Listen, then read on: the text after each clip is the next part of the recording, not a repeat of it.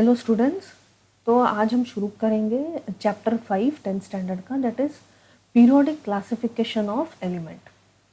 हम लोगों ने 9th स्टैंडर्ड में पढ़ा था चैप्टर मैटर में। The matter is made up of इधर कुछ एलिमेंट्स, कंपाउंड्स, मिक्सचर्स। ये जो तीन चीज़ें हम लोगों ने पढ़ी थी। बट जो कंपाउंड और मिक्सचर होता है वो बेसिकली उसमें क्या होता है, एलिमेंट से ही बना हुआ होता है। तो अगर आप अपने आजू बाजू में भी देखो तो हम कितने चीज़ें देखते हैं, घर के बाहर जाओ हम कितनी चीज़ देखते हैं। सब एक मैटर है और सब एक एलिमेंट से बना हुआ होता है। और ऐसे करके हम लोग यहाँ पे हम लोगों को पता है कि देयर आर टोटल 118 एलिमेंट्स। ठीक है, हम लोग जब अपना पीरियोडिक टेबल देखते हैं तो वहाँ पे 118 एलिमेंट्स हैं। और वो सारे जो एलिमेंट्स हैं उनका फिजिकल और केमिकल प्रॉपर्टीज़ अलग है। एक से मतलब एक एक एलिमेंट से दूसरा एलिमेंट है एकदम अलग है। ठीक है, और ये जो फिजिकल और केमिकल प्रॉपर्टी के ऊपर बेस्ड ही है इनको जो नाम दिया गया है। ठीक है, as we know that there are 118 elements, their physical and chemical properties are different. Accordingly, these names were given names. Sorry, ठीक है। अभी यहाँ से जो है ये रिसर्च, ये लोगों का जो साइंटिस्ट थे हमारे, ये लोगों का रिसर्च यहाँ से शुरू हुआ था। ठीक है, अभी इतने एलिमेंट्स खोज किए थे तो अभी वो अकॉर्डिंगली टू फिजिकल और केमिकल प्रॉपर्टीज़, तो इसको ईजियर करने के लिए ये लोगों ने कुछ स्टेप्स लिए। Then to make it easier, elements with similar properties were placed in one group with a common property. ठीक है, इसमें से इतने एलिमेंट्स थे फाउंड किए थे, जो कॉमन प्रॉपर्टीज हैं वो सबको एक ग्रुप में डाला था। These were the initial steps. देखिए, तो ये था कुछ स्टेप्स ये लोगों ने लिए। देखिए, lithium, sodium, potassium, rubidium, caesium, francium, ये सब जो है अल्कली मेटल है और ये सारों के वैलेंसी है दैट इज 1। फिर ये है alkali earth metals, beryllium, magnesium, calcium, strontium, barium, radium, ये लोग का जो वैलेंसी है वो 2 है। कैल्कोजेंस, इनके भी वैलेंसी 2 है। Oxygen, sulphur, selenium, tellurium, polonium and livermorium. Chalcogens means ore forming, ये यूजुअली जो है ओर फॉर्म करता है, ऑक्साइड एंड सल्फर। ठीक है, तो ये जो ओर फॉर्मिंग्स है, ओर फॉर्मिंग्स, इसको क्या बोलते हैं, कैल्कोजेंस। ठीक है, फिर नेक्स्ट आता है हेलोजेंस। उसमें क्या आएगा, fluorine, chlorine, bromine, iodine, astatine and tennessine. ठीक है, halogens means, halo means salt forming. ठीक है, ये जो वर्ड हेलो है इसका मतलब है सॉल्ट, और genes means production, so that is production of salt. तो ऐसे करके ये जो इनिशियल स्टेप्स थे, इसमें जो है जो सिमिलर प्रॉपर्टीज है इसके दौरान ये जो है मेटल्स को पहले डिफ्रेंशिएट किया गया था। अभी आगे देखते हैं। अभी ये थे लावोजियर का अटेम्प्ट।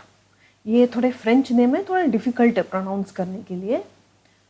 इन्होंने 1897 में a French chemist Antoine Laurent de Lavoisier wrote a book, इन्होंने एक बुक लिखी थी, एलिमेंट्री ट्रेटाइज ऑफ केमिस्ट्री, जिसमें उन्होंने ये डिफाइन किया था, an element is a substance whose smallest unit can not be broken down into simpler substance. ये जो बेसिक पार्ट है हम लोग पहले भी पढ़ चुके हैं। तो इन्होंने क्या किया, इन्होंने भी वही किया। He enlisted some elements, categorized them into 2 groups, जैसे कि मेटल्स और नॉन मेटल्स। मतलब जो यहाँ से शुरुआत हुई, धीरे धीरे जो रिसर्च है यहाँ से शुरुआत हुई।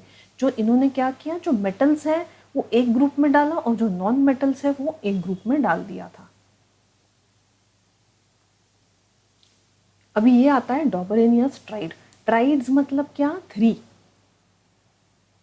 अभी इन्होंने क्या किया, ये 1829 a German chemist John Wolfgang Dobereiner found that he could form some of the elements into group of 3, मतलब group of 3 members of each with relating properties, मतलब एकदम से सेम प्रॉपर्टीज नहीं है लेकिन रिलेटेड प्रॉपर्टीज है। ओके,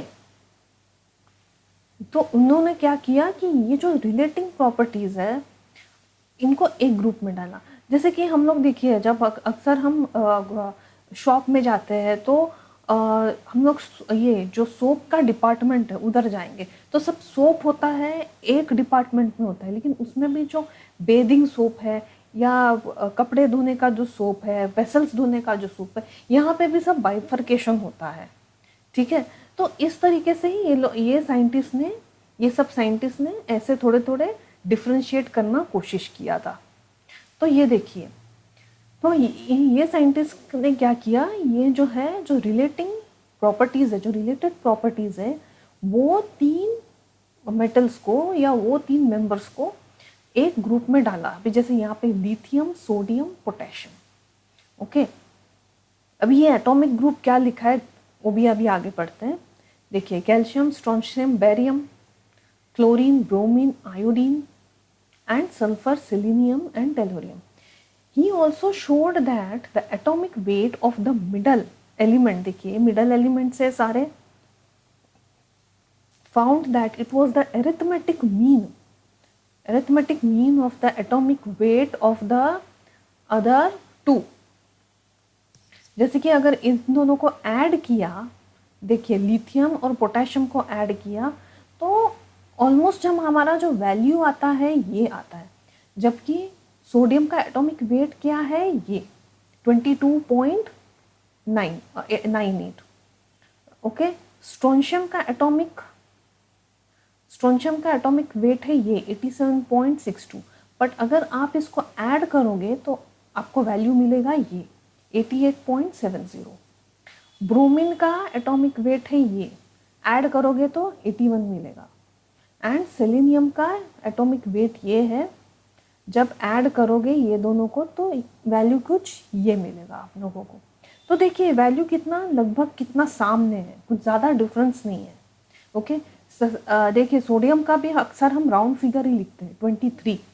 ओके, तो इस तरीके से इन्होंने ये खोज किया था।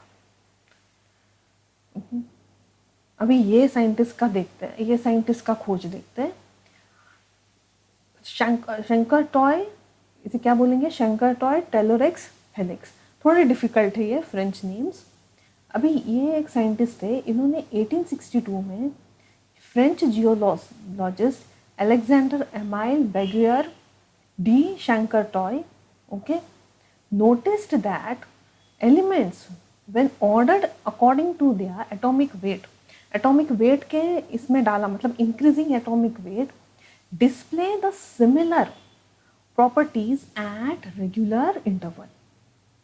He devised a 3-dimensional chart named as Tellurix helix after the element tellurium which fell near the center of the diagram. और ये देखिए ये जो था ये जो चार्ट था उनका, ये चार्ट है एक्चुअली। इसको आप जब स्प्रेड करोगे तो कुछ ऐसा दिखाई देगा ये।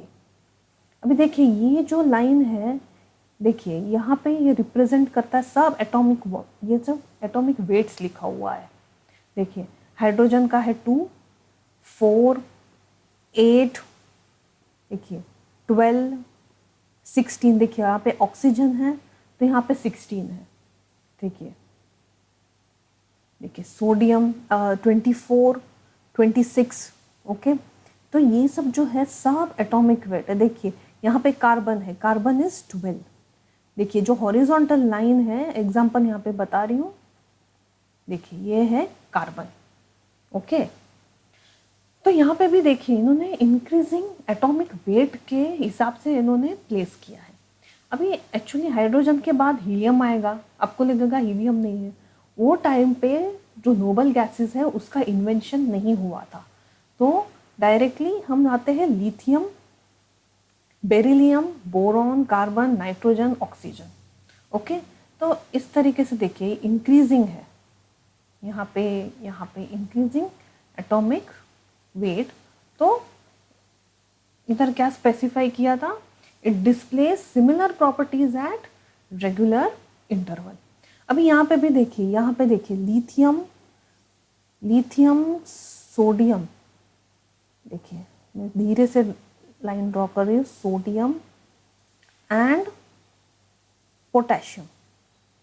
देखिए ये जो थ्री मेटल्स है, ये देखियो एक लाइन में ये आ रहा है। ओके, देखो जो सिमिलर, जो लगभग सिमिलर प्रॉपर्टीज जो दिखाते हैं। देखिए तीन, तो ये था टेलोरेक्स हेलिक्स। इस तरीके से ये पहले जो था, ये पहले के चार्ट्स थे। देखिए लिथियम, सोडियम और कैल्शियम, ये तीन एक लाइन में आता है। बेरिलियम, मैग्नीशियम एंड कैल्शियम, देखो तो ये था शंकर टॉय टेलोरिक्स हेलिक्स, इसे कहते हैं हेलिक्स का स्ट्रक्चर। अभी नेक्स्ट चलते हैं Newland Octave. He classified 62 elements. He noticed the recurring trends in physical properties of elements at recurring interval. Okay?